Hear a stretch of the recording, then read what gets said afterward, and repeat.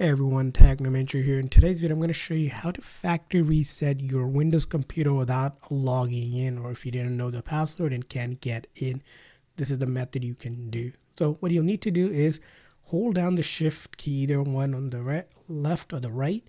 And when you're holding it down, you're going to look for basically a power icon somewhere in your screen, and you're going to click on it. And then you're going to go ahead and click on restart like this. And then we're going to go ahead and restart anyways. So I'm just holding it down, the shift key here, just keep on holding it and restart it. So just let it do its thing, and we're going to get into a menu that will allow us to do a factory reset, which I'll show you how to do that.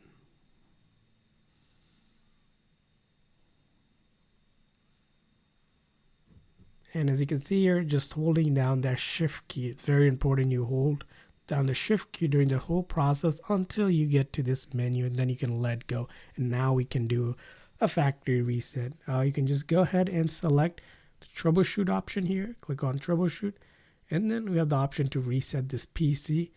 And then if you want to do a factory reset where it's going to delete everything, your personal files, apps, settings, everything that you have on your computer, you can do this option, or you can keep it using the first option. So if you're looking for a true factory reset where everything is removed, you select this option to remove, and then finally you will also select how you want the basically Windows to reinstall.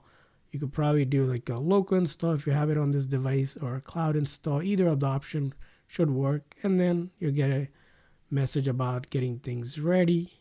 And then if you want to just remove files, if you're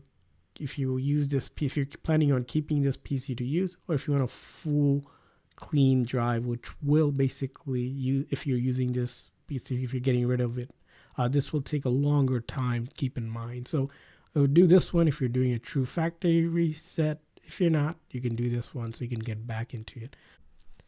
And after you select either of the option and hit continue, it will get you to this final screen where you can do the factory reset.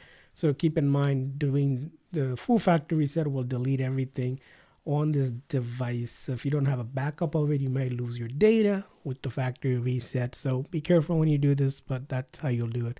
So that's how you do it. I hope this video was helpful. So please consider the like and subscribe button for more tips and tricks. So see you guys next time.